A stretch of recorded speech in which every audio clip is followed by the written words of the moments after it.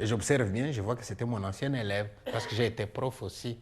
Et dans sa tête, elle a vu son prof, et le prof a des solutions aux problèmes. J'avais une réponse facile. J'aurais pu lui dire tout simplement, mais je suis du même côté que toi, non? C'est pas ça qu'elle voulait entendre.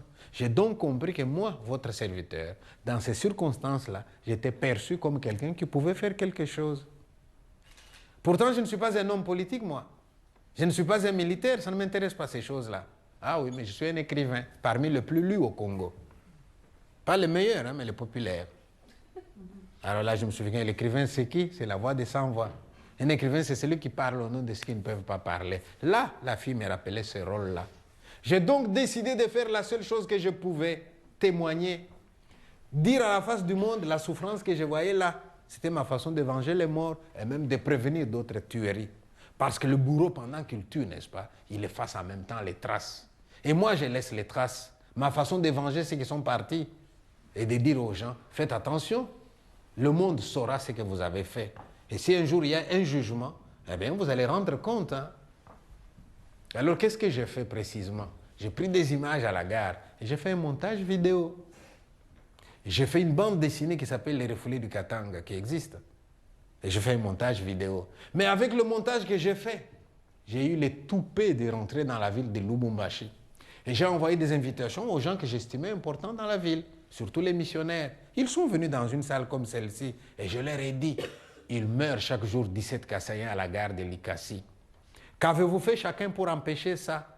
Vous allez dire que vous ne saviez pas? Je ne vais pas vous donner la chance de dire que vous ne saviez pas. Et j'ai projeté les images que j'avais. Et j'en avais de fortes. Hein? Une femme qui arrive à la gare, sous le coup de l'émotion, elle met au monde. Et c'était des triplés qu'elle avait. Je prends ces images-là et je pose la question au monde entier. Qu'est-ce qu'ils ont fait ces enfants-là pour passer leur premier jour à la belle étoile, aux prises avec le vent, les moustiques et la chaleur? Qu'est-ce qu'ils ont fait ces enfants-là? Puis j'ai emballé mes histoires et je suis parti. Mais dans la salle, il y avait quelqu'un qui était proche du pouvoir. Il est allé m'accuser auprès des autorités. Oh là là, ils ont envoyé quelqu'un me chercher. Ces jours-là, j'ai compris ce que c'est que d'être seul au monde. Seul, mais alors contre tous, même contre ma femme. Parce qu'elle m'avait prévenu. Hein. Arrête de faire ces témoignages. Si jamais on t'arrête, les enfants et moi, on va devenir quoi sans toi? Elle m'avait dit ça. Je ne l'ai pas écouté. J'ai nagé à contre-courant.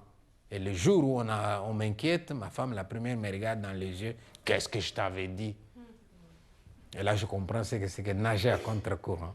Je comprends ce que c'est que d'être seul au monde. Je suis allé, et à ma grande surprise, j'arrive là, chez le gouverneur où on m'appelait, et je vois quelqu'un qui vient en trombe derrière moi. Et c'est qui? Mon directeur au service, qui lui était de cette province-là, qui voulait me protéger à sa manière. Il m'a quand même accompagné. Ces gens m'ont confisqué tout ce que j'avais comme document.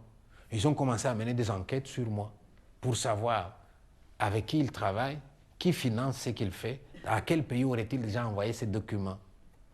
En attendant, ils m'ont laissé un peu tranquille, parce que je suis quand même un écrivain. Un écrivain, il faut faire attention. Ou vous le tuez, ou vous ne faites vraiment rien, sinon il va écrire. Mais parmi ces gens-là qui devaient mener des enquêtes sur moi, il y avait aussi des gens bien. N'oubliez pas, dans toutes les guerres, vous n'avez pas que des bourreaux et des victimes. Même chez le bourreau, il y a des justes aussi. Hein. Et quelqu'un de ce côté-là va me souffler à l'oreille. Si tu peux quitter Pi, va-t'en pendant qu'il en a encore temps. Prends la fuite.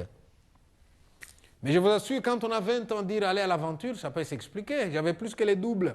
Marié, père de 6 enfants, une bonne carrière professionnelle. Je venais de terminer la construction de ma maison. Je ne l'ai même pas habité, même pas un jour. Et il a fallu que je parte. J'ai eu plus de chance que les autres. Parce que sur mon chemin, j'ai rencontré un Européen, un Belge, venu là-bas pour voir un peu de quoi il retournait. Et cet homme me trouve dans cette situation-là. Eh bien, il m'a tendu une perche. Il me donnait une petite bourse. Et je voyageais en sa compagnie jusqu'à Kinshasa. À Kinshasa, j'étais accueilli par les pères de Saint-Paul, qui sont mes éditeurs, pendant un mois. Le temps que les Belges me trouvent un visa. Et voilà comment je suis venu dans votre pays. J'aurais donc répondu à la question, pourquoi ils partent de chez eux? C'est pas que matin, moi j'ai dit à ma femme, chérie, fais-moi ma valise, hein. Je vais en Belgique, il fait meilleur là-bas. C'est pas vrai. Dans mon cas, c'est un père de famille qui s'en va, qui laisse sa femme et ses enfants derrière lui. C'est un cadre d'une entreprise qui brise une carrière professionnelle. C'est quelqu'un qui a construit sa maison et qui ne va pas l'habiter, même pas un jour. Et je suis venu chez vous. Mais lorsque nous arrivons de ce côté ici, comment les choses se passent pour nous? Eh bien, mon baptême, je l'ai eu à Bruxelles National. Au moment où j'ai pris l'avion chez moi, 40 degrés de température. J'arrive chez vous, moins 6 degrés. Je vous assure, ça nous glace quand nous arrivons. On n'est pas toujours habillé en conséquence. Parfois, on est en sandales et en t-shirt. Je me souviens avoir vu un Africain qui avait la chance d'avoir son enfant. Et l'enfant qui grelottait de froid et qui demandait à son père, « Papa, c'est toujours comme ça ici ?» Et le papa qui répond, « Oui, il paraît, il paraît. » Et l'enfant qui dit, « Rentrons chez nous, papa, c'est pas bien ici. » Pendant ce temps, je vois un Belge qui marche, lui, à l'aise dans le froid. Et je lui demande, « Monsieur, c'est toujours comme ça ici, le climat ?» Et lui, il me regarde, il me dit, « Non, aujourd'hui, il fait doux. Aujourd'hui, il fait bon. »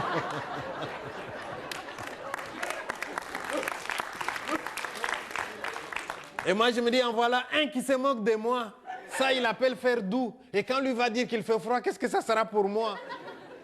Alors, j'observe maintenant pour sortir des avantèmes. Qu'est-ce que je vois? 2 files de gens. Dans l'une des files, ça se passe bien. Les gens montrent à peine le passeport et ils sortent. Mais dans l'autre, contrôle des papiers, fouille dans la valise, interrogatoire. Moi, je me dis, oh là là, 2 files. Ici, des gens respectables et ici, des gens bousculables. Vous savez ce que j'ai fait? Je suis allé du côté où ça se passait bien et j'ai fait la file. Je me croyais respectable. Et voilà quelqu'un qui vient vers moi. Monsieur, qu'est-ce que vous faites là? J'ai dit, je fais la file, vous voyez bien? Il me dit, allez de l'autre côté. J'ai dit, non, vous avez vu comment on se bouscule là-bas? Et lui, il me dit, monsieur, vous vous êtes regardé? Et je me suis regardé. Et pour la première fois, je découvre que je suis noir. Un jour, dans une école, un élève m'a dit, monsieur, mais arrête d'exagérer. Pour la première fois, vous découvrez que vous êtes noir. Et avant, vous pensiez que vous étiez rouge. J'ai répondu, avant, je pensais que j'étais un homme, tout simplement. Je ne savais pas que j'étais un homme noir. Ma couleur, c'est dans votre regard que je la vois. Mais je vous souhaite, vous aussi, de venir au Congo. Pendant que vous passez, je vois mon fils à la fenêtre. Papa, viens voir un blanc qui passe. Ce jour-là, vous allez prendre aussi conscience de votre couleur. Mais attendez, je ne veux quand même pas exagérer maintenant et dire qu'à Zaventem, il y a 2 fils blancs et noirs. Mais il y en a quand même 2. Européens, Schengen, c'est vous. Et non-européens, c'est nous. Alors chez les non-européens, il y a encore une autre hiérarchisation. Un jour, j'ai vu quelqu'un qui venait de Colombie et il me dit, monsieur, nous les Colombiens, chaque fois qu'on arrive dans un aéroport ou dans une gare, on nous fouille tout le temps. On pense que nous avons toujours de la drogue. Heureusement, j'ai trouvé un truc. J'ai dit, c'est quoi ton truc? Il me dit, maintenant, quand j'arrive dans une gare ou dans un aéroport, je m'aligne toujours derrière un noir. Alors lui, on les contrôle et moi, on me laisse passer. Et il dit, chaque fois qu'il a essayé, ça marche. Alors il continue.